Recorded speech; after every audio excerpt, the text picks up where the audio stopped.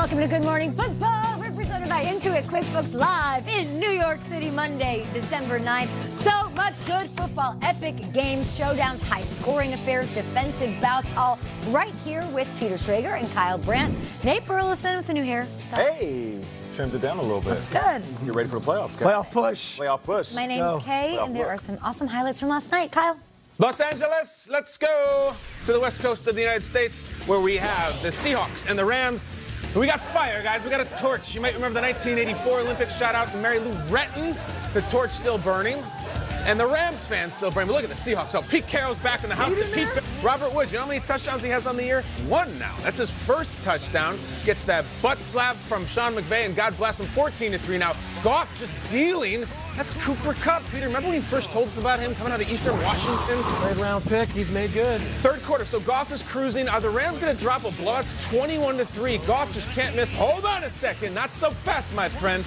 Quandre Diggs running all the way from Detroit, I believe, from the 110 freeway. He's like the Minka Fitzpatrick of this defense. It really is.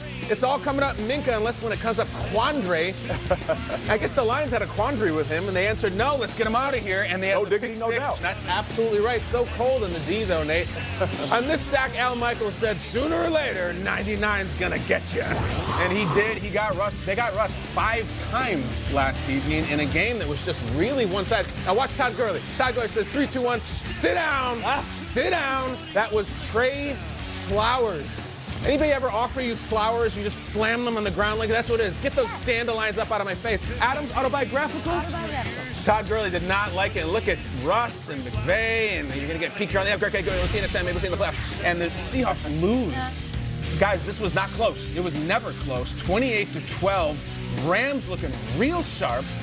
Let's hear from the QB1, Jared Goff, and what I believe is a hooded sweater. He also censors himself in this clip, talking about things were going real bad for the Rams, and now they found a way to bounce back. Go ahead, Jared.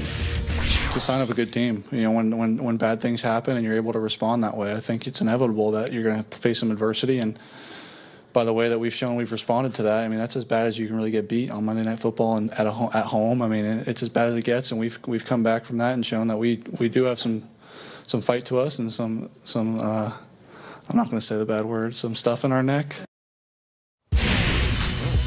Ooh, outside of a few hiccups, Goff finally looked like the guy we saw for most of last season. And looking at the playoff picture, the Rams are a game back with the Vikings for the final wildcard spot. 3 left to go. The Seahawks fall out of the NFC West lead down to the 5 seed with their loss. The Niners win over the Saints also affected this playoff picture yesterday. So Goff looks good.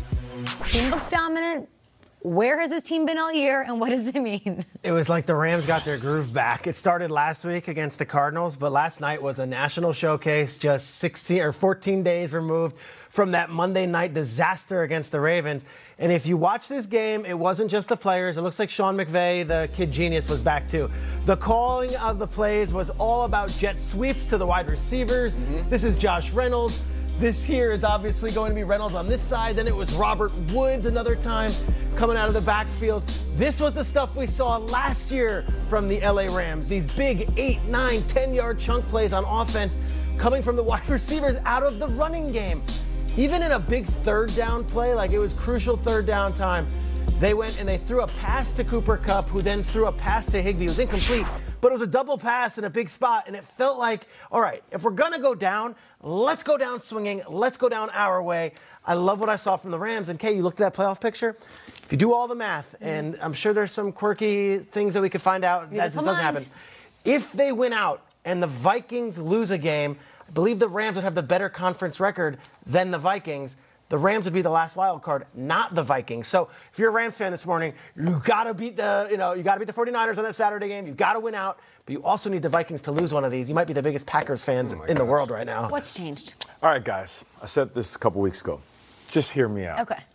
What if the Rams were playing possum all year? You guys laughed at me, and of course, I'm joking, but a lot of truth is said in jest. You're not joking. I feel like Todd Gurley has been sitting on ice for most of the season. Now, what are the reasons? Maybe they want to go running back by committee like a lot of good offenses, or maybe his knee was really that banged up in the offseason. What I do know He gets in the end zone. He has over 100 yards total. And all of a sudden, this offense has a flow. You see guys making plays that we didn't see before. You just mentioned the host of wide receivers, the jet sweeps, handoffs. They lead the league in wide receiver handoffs. Cooper Kupp, who was banged up, now back on the field, he gets in the end zone. Todd Gurley running strong. Kyle Brandt just did the highlight. And is Todd Gurley going to be an angry run for the first time all season?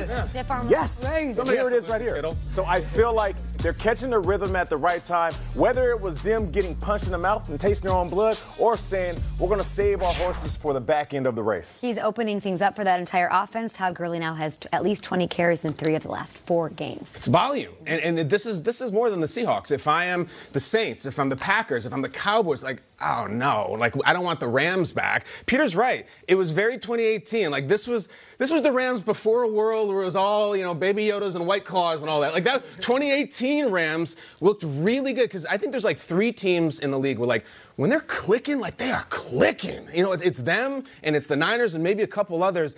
I just want to say, like, if you didn't see this game, maybe you went to sleep early, like Russ never made a run. There was never that, like, all right, I'm Russ Wilson, no problem, I got this. Seahawks games are always weird. It wasn't weird. They got clobbered. There was never the comeback. And the question leaving Seattle this game is, we've talked a lot about how they've been in a ton of close games. They seem to always win them. Are they a little fake good? I mean, a little bit. Are we starting to answer now? Did they peak early? Seattle, it is on you to answer these questions now because you just got walloped and you did not look like a top 5 team. And hopefully you could answer them before you have to do your fight with 5 tomorrow. Okay, jump into my head. I've had him at number 2, and I don't think they possibly could be, especially after we saw from the Niners yesterday. Who's number 1 in the AFC? Yeah, I don't know. The AFC's wide open too. Do some Chiefs Patriots. Why not?